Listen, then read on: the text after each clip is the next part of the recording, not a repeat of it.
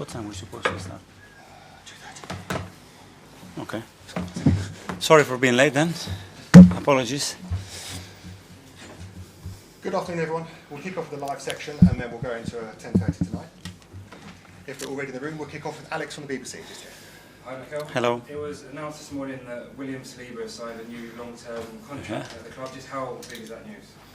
Yes, big news. Very happy. Congratulations to Willie. Fully deserves this new contract. His contribution to the club, to the team, has been phenomenal the last few years, and very happy to keep the spine of the team with us. Like you say, the spine of the team. There's quite a few players in the squad now who have committed their futures to the club for the long term. Does that say that most of the players in the squad believe they can win what they want here at Arsenal? Yes, first of all, that they feel that they belong to this club and they feel very attached to it, and they share the same ambition with the club. And obviously, they feel valued, they feel loved here, and they want to continue their careers here, which is great. It's been a couple of days since the late win over Newcastle. Just what has that impact been like on the squad, and have you seen a difference in the players? Well, great energy, obviously. The moment you go in the dressing room, everybody is celebrating, especially because the manner and the way it happened. But yeah, you have to move on immediately, and you know that we have a very tough match tomorrow against Olympiacos, and ready for it. And heading into that match, is everyone fit and available? Yes, no surprises. Hincapié and Anon is still out, so no news. The rest all good. Nwaneri came off the bench, had a big impact against Newcastle. Is he fit to start now? It was very good. He came on and immediately you could see the desire and the responsibility to get in the game to try to change it. His decision making, the way he approached every ball, and he made a difference to help us to win the game. Ian talks for. Hi, Mikel. How are you? Good, thank you. In terms of the Champions League, because you got to the semi-final last year, so close, is there a greater expectation and greater pressure on you this year in this competition? Well, we have the same ambition, which is go game by game and try to be better than the opponent, which is very difficult in this competition, and win as many games as we can. And tomorrow we're going to have a really difficult one. We know how important the home form is going to be to reach in this phase where we want to arrive, and tomorrow we have the opportunity to start well. Great news about Saliba, and this used to be a club whereby you felt that players were going into the last year of their contract and maybe managers or administrative staff weren't on top of it. Is that the one thing or one of the things you've changed for the better, and that you can say this is one thing that I really have been successful at?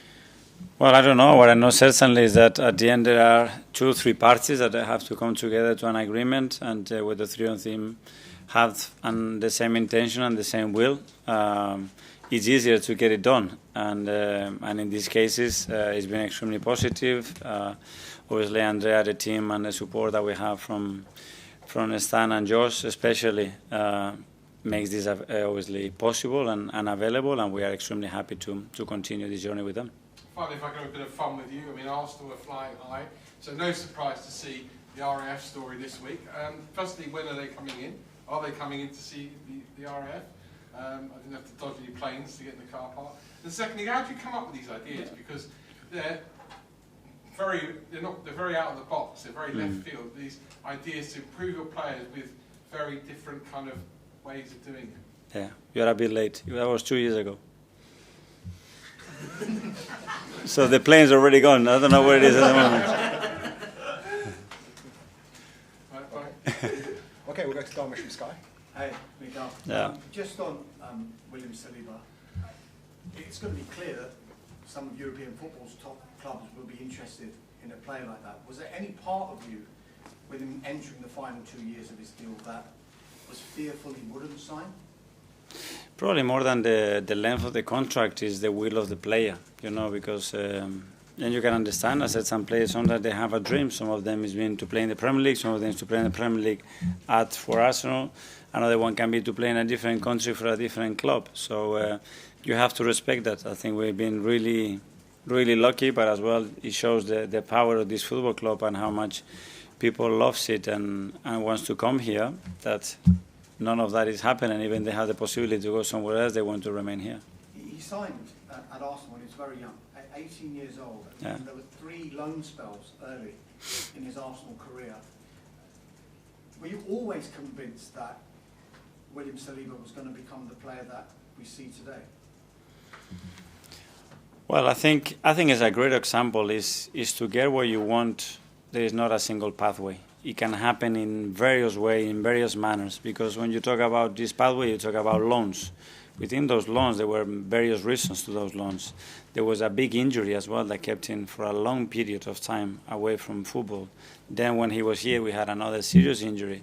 So it's a lot that has happened, a lot that Willie had to get through, and the club and myself with him as well, to get to the point where he is today. And that's the beauty of it, that sometimes things don't start the way you expect it, but sometimes it's the best thing that can happen to you to get where you want to get.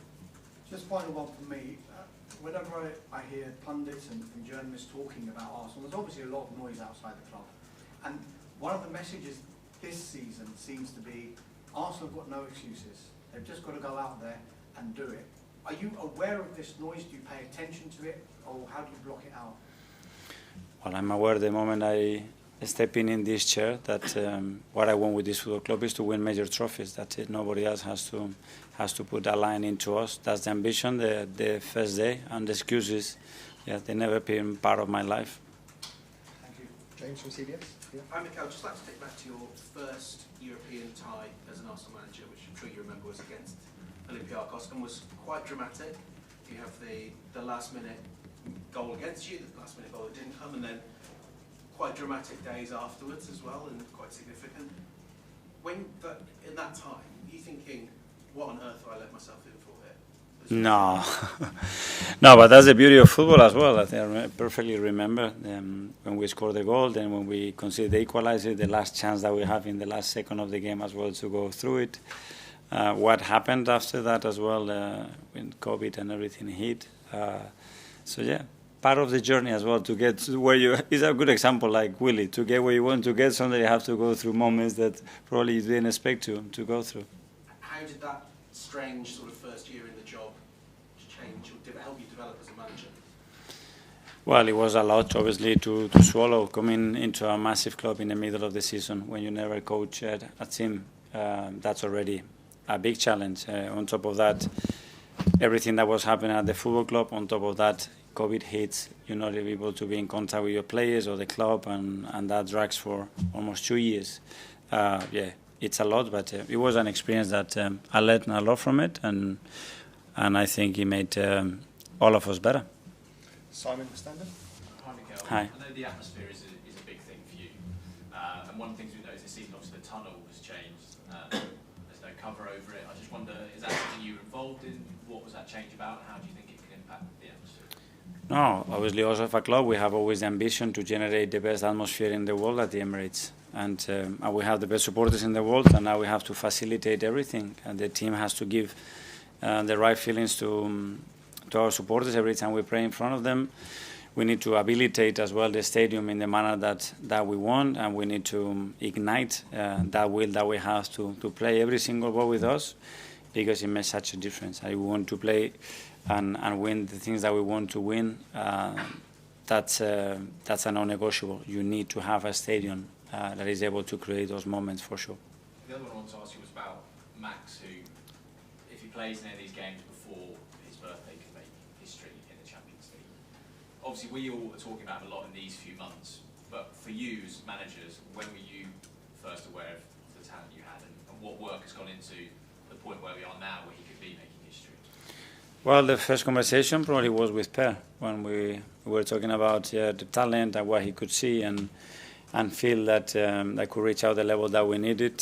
Straight away his name came up, and then we started to look at him, and the way he's developed himself and the steps that he's taking and the speed he's taking them, it's probably unheard of. And he's fully with us, he's part of us, he trained with us, and he's got the same chances as anybody else. Can you remember what year that conversation with Per was? I would say a year and a half, 2 years ago.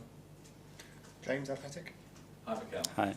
I wanted to ask you about Victor Gyökeres. He was involved in a really physical game at the weekend with Newcastle. I just wondered, what was your assessment of how he stood up to that challenge, and where do you think that, what does that say about where he is in his adaptation? I loved it. I absolutely loved it how he took it. He went on board, not a single moment when he's showing frustration.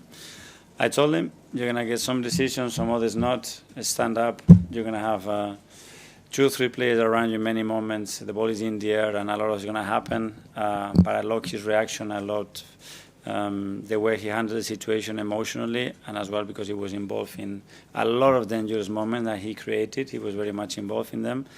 And yeah, it's a pity that he didn't score a goal at the end, because in my opinion he fully deserved it. There's quite a big sort of burden on him at the moment with no Kai. He's kind of the 9 on his own, a lot of expectation. How do you think he's handling that? In a really natural and organic way, I would say. He's a really confident boy.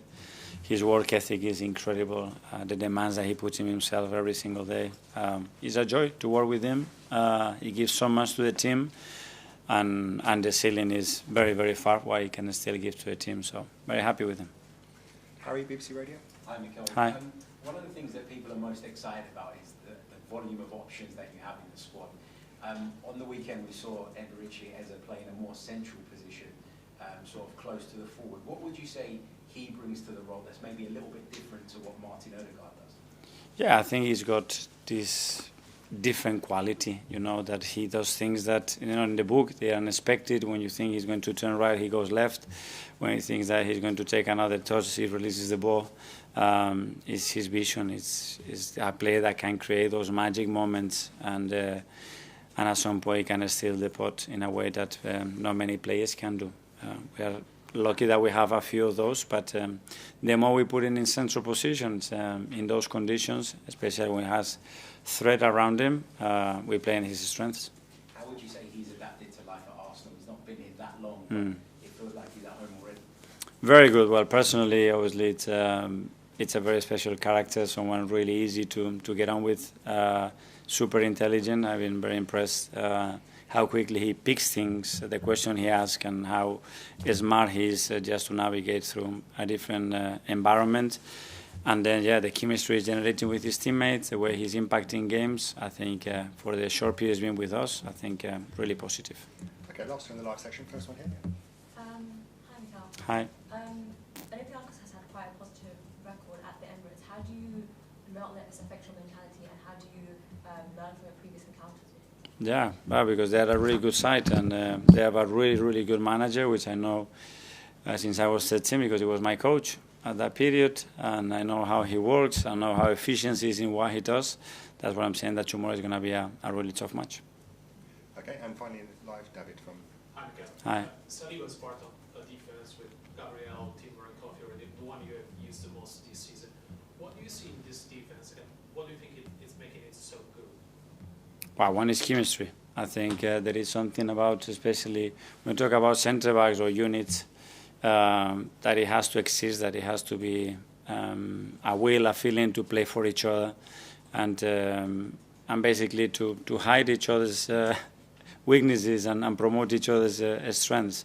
And that's an ability that they have between them, and they have developed. They like to play with each other. They love each other, and that's a massive thing when you're asking your backline to